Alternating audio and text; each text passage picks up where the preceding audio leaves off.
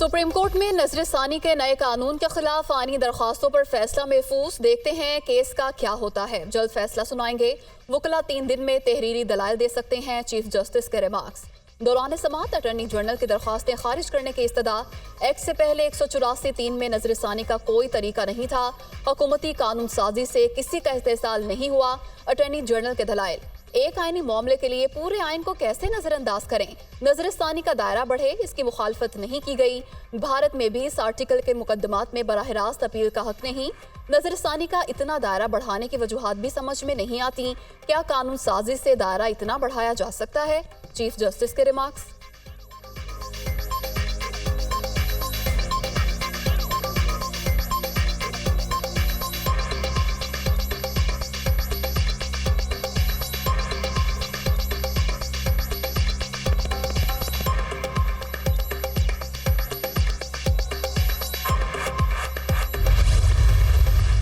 चार माह का टोटल जो लेआउट है बजट का, वो बशमूल आमदन और अखराजात वो 1719 अरब रुपए है, जिसमें 881 अरब रुपए टैक्स रिसीट्स में वो फाक की तरफ से आएंगी, जबकि सूबा पंजाब जो है वो अपने तौर पर 194 अरब 194 बिलियन रुपीज़ इकट्ठे करेगा।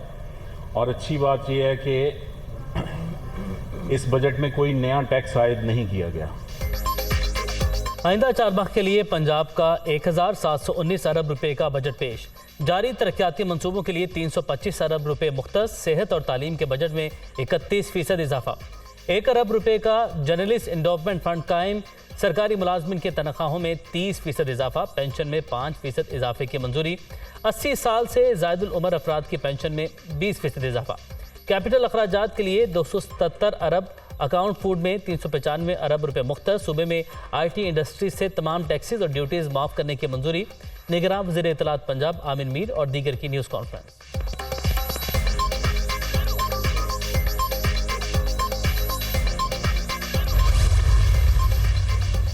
बजट में कोई नया टैक्स आयद नहीं किया गया। सूबे के अवाम को रिलीफ देने के लिए 4 माह के लिए 70 अरब रुपए मुख्तस किए। मुख्तसर मुद्दत में जारी तरक्याती मंसूबों को मुकम्मल करेंगे। बेहतरीन बजट पेश करने पर काबीना अरकान को मुबारकबाद पेश करता हूँ। निगरान वज़ीर आला मोहसिन रज़ा नकवी।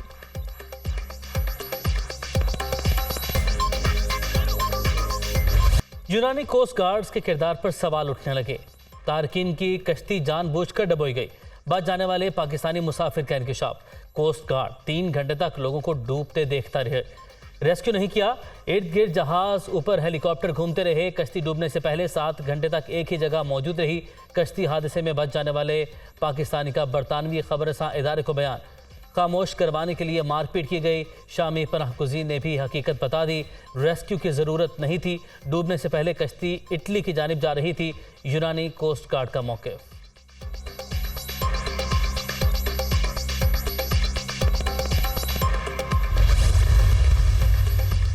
यूनान में कश्ती डूबने का अलमनाक हादसा। 4 रुकनी आला सतह कमेटी ने तहकीकात का आगाज कर दिया। अफसोसनाक वाक़े पर पूरी कौम अफसुर्दा।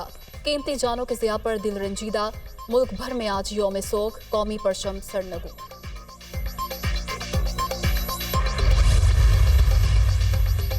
इंसानी स्मगलिंग रोकने के लिए हुकूमत के हंगामी इक़दाम जारी। FIA हरकत में आ गई। लाहौर और कराची समेत दीगर शहरों में कार्रवाइयाँ की। सानहे में मुलविस तमाम अफराद कानून के शिकंजे में लाएंगे। सानहे का शिकार होने वाले ख़ानदानों की मुआवनत करेंगे वज़ीर दाखिला राना सनाउल्लाह।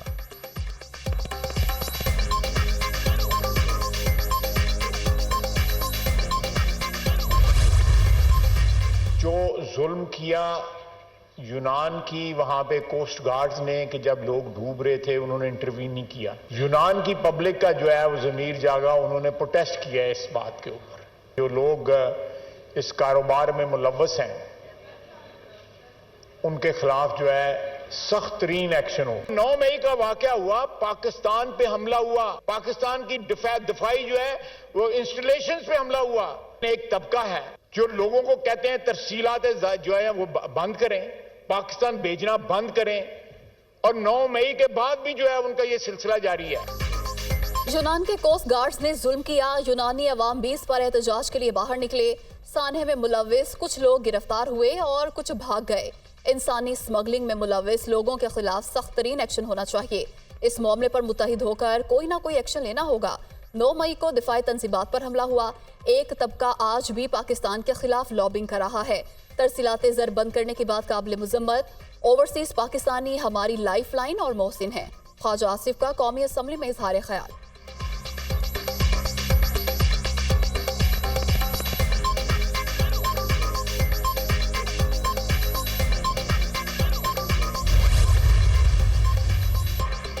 इंसानी स्मगलर्स के खिलाफ ग्रैंड ऑपरेशन। गैर कानूनी तौर पर नौजवानों को यूरोप भेजने वाले 10 एजेंट गिरफ्तार। लाहौर से गिरफ्तार एजेंट तलहा शाहजेब ने मुतासरा फैमिली से लाखों रुपए लिए।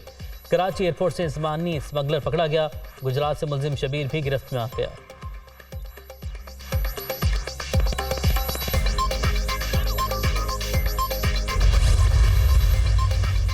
जुनान में हादसे का शिकार होने वाले पाकिस्तानियों को जबरदस्ती कश्ती के निचले हिस्से में लाया गया। खवातीन और बच्चों को भी बंद कर दिया गया। पीने के लिए पानी भी नहीं दिया गया। हादसे से पहले ही 6 मुसाफिर दम तोड़ चुके थे। यूनानी कोस्ट गार्ड्स अपने मनफी किरदार पर पर्दा डालने की कोशिश में मसरूफ हैं। बरतानवी अखबार का इंकशाफ।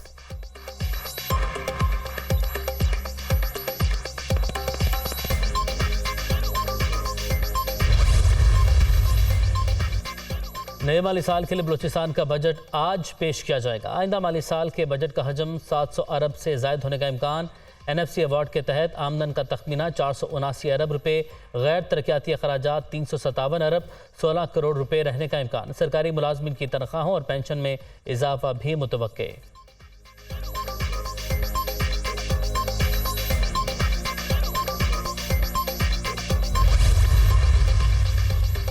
बिलावल भुट्टो के तहफ़्फ़ुज़ात पर वज़ीर आज़म शहबाज शरीफ का फौरी एक्शन। सिंध के सैलाब मुतासरीन की इमदाद के लिए 25 अरब रुपए की मंजूरी। वज़ीर आज़म ने जुमे को पीपल्स पार्टी के वफ्द से मुलाकात में फंड्स की फराहमी की यकीन दहानी कराई थी।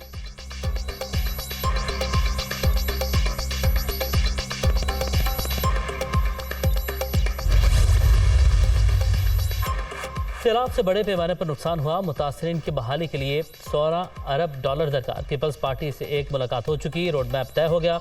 हमने हर बार कोशिश की कि चार्टर ऑफ इकोनॉमी बना लें। विफाक के वज़ीर ख़ज़ाना सहागदार का कौमी असम्बली में इजहार ख्याल।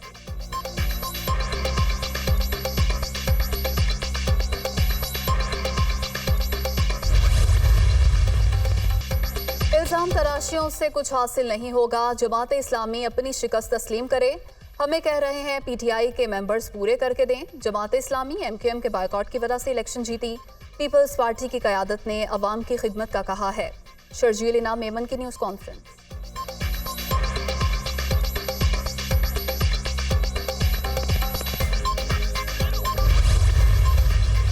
अगर सईद गनी साहब या कोई वजीर साहब ये कहते हैं कि जमात इस्लामी के इतने लोग नहीं आएंगे, वो तो अल्हम्दुलिल्लाह उन्होंने मुंह की खाई 130/130 थे जमात इस्लामी के। लेकिन ये बात कहना ये खुद जो है इलेक्शन के ज़ाब्ते के खिलाफ है। और मैं तो समझता हूँ ये तो 62-63 के भी खिलाफ है कि एक आदमी किसी इलेक्टोरल पोजीशन पर हो मुंतखब और वो इस तरह के खुलेआम धमकी दे रहा हो कि हमारे राब्ते मौजूद हैं। और ये बात आपको पता है कि इलेक्शन के बाद से ही उन्होंने ये कहना शुरू कर दिया था कि PTI के कुछ लोग नहीं आएंगे। मेयर की सीट पर कब्जे को कबूल नहीं किया जा सकता। पीपल्स पार्टी और इलेक्शन कमीशन का गठजोड़ है। इनके आरोज ने मिलकर नताइज को तब्दील किया। जमात इस्लामी के 130 पूरे नंबर थे। 23 जून को इस्लामाबाद में बड़ा एहतजाज करेंगे। हाफिज नईमुर रहमान की कराची में न्यूज़ कॉन्फ्रेंस। इलेक्शन कमीशन पर पीपल्स पार्टी को नवाजने का इल्ज़ाम लगा दिया।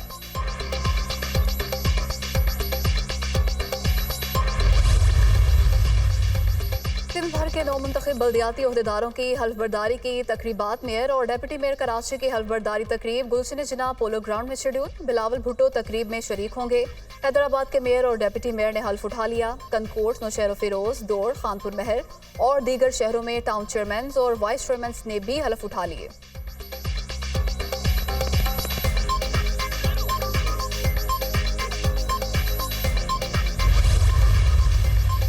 हमने जिस हुकूमत के खिलाफ तहरीक चलाई, जिसकी हुकूमत के खात्मे पर इसराइल रो रहा है, इन हुक्मरानों के पास बैरूनी एजेंडा है कि उनके मंसूबे को पाट कर दिया है। ये दज्जाली फितना इंशाअल्लाह इसका खात्मा कर दिया गया है। ये दोबारा अवसर नहीं उठा सकेगा। पीटीआई हुकूमत के खात्मे पर इसराइल रो रहा है। हमने पहले कहा था पीटीआई के पास बैरूनी एजेंडा है, हमने तहरीक इंसाफ का एजेंडा पाश कर दिया, अब इसके दोबारा इक़्तिदार में आने का ख्वाब भी कोई नहीं देखेगा। पाकिस्तान की इस्लामी शनाख्त को दुनिया में मुतारिफ करवाया जाएगा। इस्लाम के अलावा पाकिस्तान की कोई दूसरी शनाख्त काबिल कबूल नहीं हो। मौलाना फजल रहमान का टांग में तकरीब से खिताब।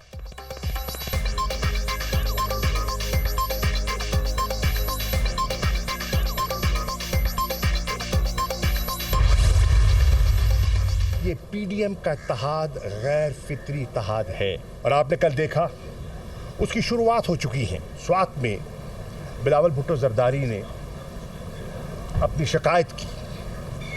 सिंध में जो फ्लड का तूफान आया, जो पानी आया, जो तबाही हुई,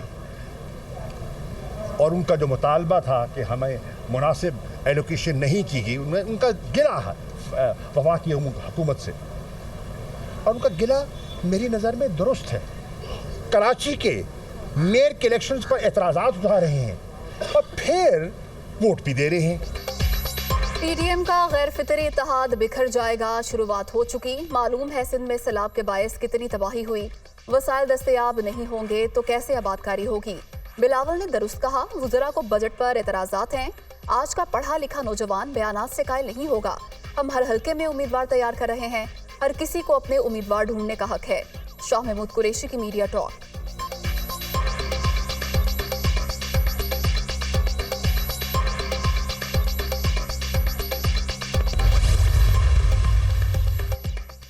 मौशी इक्तिसादी सियासी तबाही, कारखाने और कारोबार बंद हो गए। नौजवान डिप्रेशन और दबाव का शिकार हो चुका। लोग बेरोजगारी और मौशी कत्लेआम से बचने के लिए यूनान के समंदर में शहीद हुए। जब महंगाई अरूज पर होगी तो लोग जहर का घूंट पीने पर मजबूर होंगे। शेख रशीद।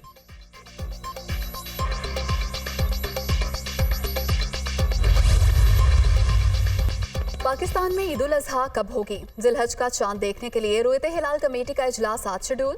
सऊदी अरब में चांद नजर आ गया। हज का रुकने आजम वकूफ अरफा 27 जून और ईद कुर्बान 28 जून को होगी। अबू धाबी, अमरीका और कनाडा में भी ईद 28 जून को होगी। बरतानिया में 2 ईदें होने का इम्कान।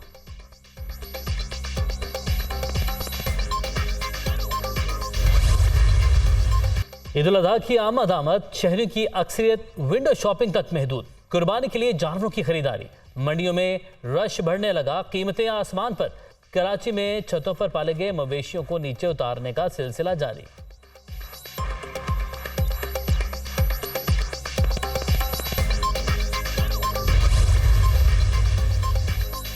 वज़ीर आज़म 3 रोज़ा दौरा फ्रांस पर बुध को रवाना होंगे। बैनुल-अक़वामी मौसमियाती तब्दीली पर ग्लोबल फाइनेंसिंग समिट में शिरकत करेंगे। शहबाज शरीफ की फ्रांस के सदर से मुलाकात भी शेड्यूल। दौरे के अख्तिताम पर वज़ीर आज़म का नवाज शरीफ से भी मिलने का इम्कान।